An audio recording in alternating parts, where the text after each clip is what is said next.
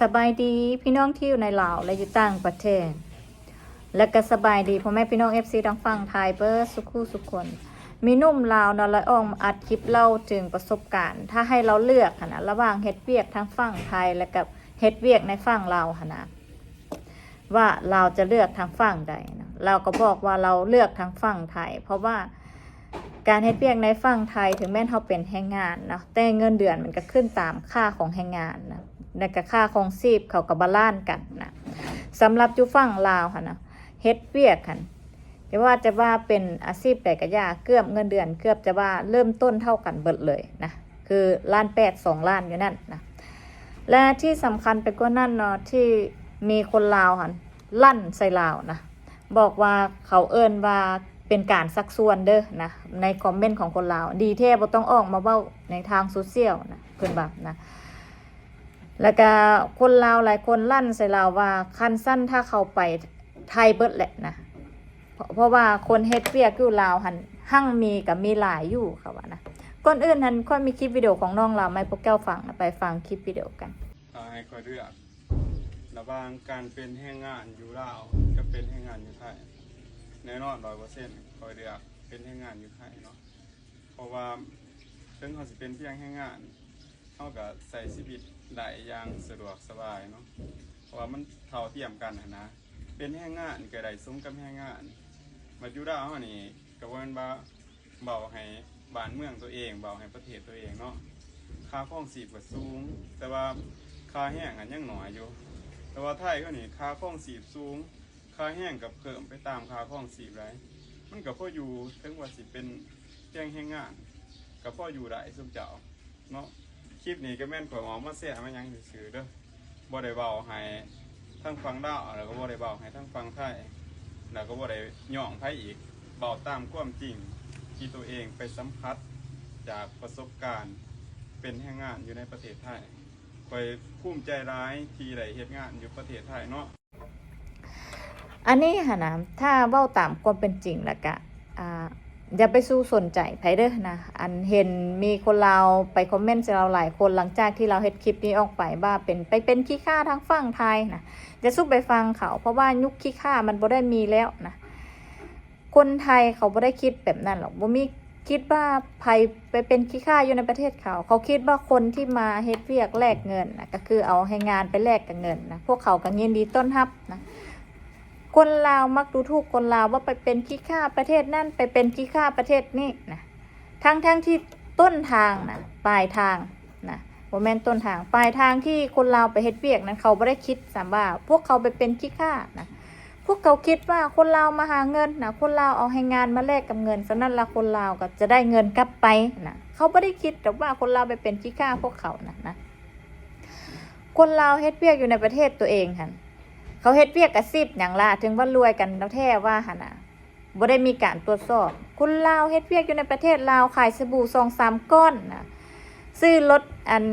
Porsche ซื้อรถLamborghini ได้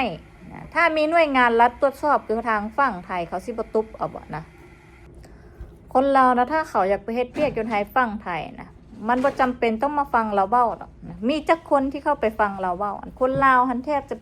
80-90% นี่เขา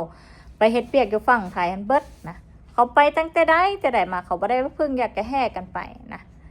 พอมาฟังคลิปของเราเว้าการที่เราเอาความดีนะทางฝั่งไทยออกมาเล่ามาเว้าประสบการณ์ให้คนลาวฟังมันก็ดีซ้ำใดแล้วนะพวกเขาจะได้ตัดสินใจถูกว่าพวกเขาควรไปประเทศใดนะ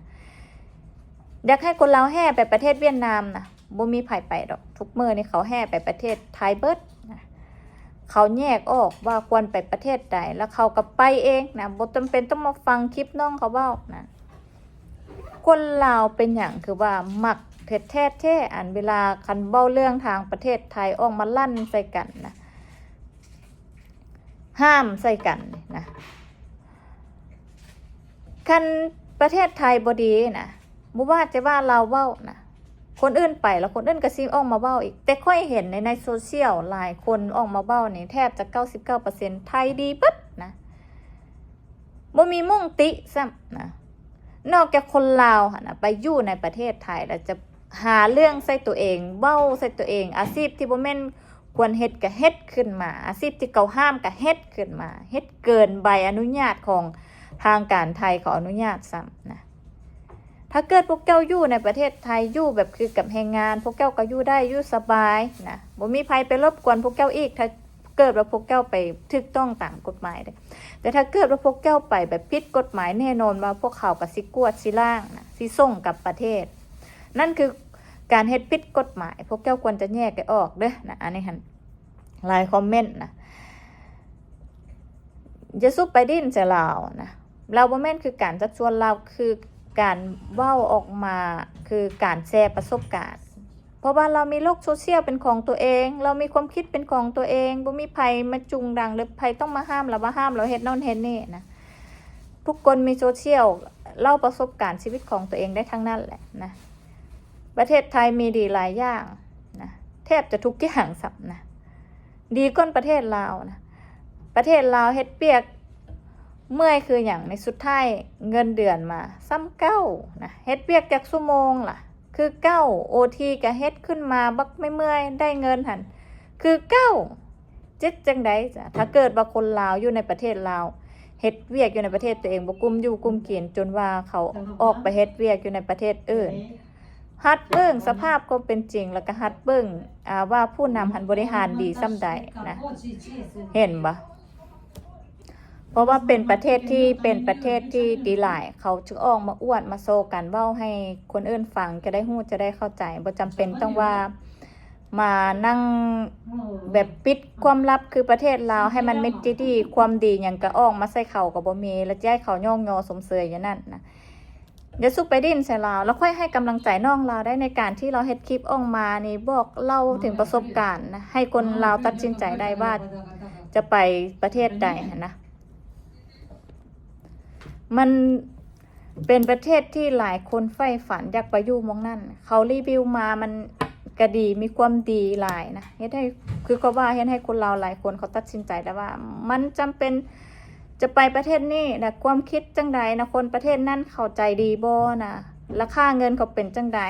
ได้รับรายจ่ายเขาสมดุลกับที่เขาเฮ็ดเวียกออกมาบ่เนาะเขาสามารถตัดสินใจได้หลายๆคลิปวิดีโอที่คนลาวแนะนำนะบ่จำเป็นต้องมานั่งคิดจะไปเฮ็ดเวียกในประเทศไทยคิดว่าประเทศเขาดีบ่คนที่นั่นคนอยู่มองนั่นเขาใจดีบ่เฮ็ดเวียกละค่าเงินเป็นจังใดนะได้น้อยได้หลายสมกับแรงงานที่เขาอยากไปเฮ็ดเวียกบ่นะนี่แหละมันเป็นอีกทางเลือกนึงที่ให้คนลาวหันตัดสินใจได้และเข้าใจได้ง่ายขึ้นนะบ่จำเป็นต้องมานั่งคิดให้เจ็บหัวสมองว่ากูไปนี่ค่าแหงจะคือบ้านกูบ่เด้เนาะกูอยู่นั่นเฮ็ดเปียกนักก็สิได้เงินเท่ากับบ้านกูบ่เด้นะหรือว่าจังใดเขานี่นะอันนี้ก็ช่วยได้อีกทางนึงนะจะสู้ไปใจแคบเสียลาวว่าบ่ต้องไปปิดกั้นว่าเราจะสู้ลงโซเชียลนะมันเป็นการชักชวนหลายคนที่ไปเฮ็ดเวียกถ้าเขาดีแท้นะบ่จำเป็นต้องสักส่วนเขาบ่ได้สักส่วนหรอกเด้อนะความคิดตะกะพวกนี้เลิกก่อน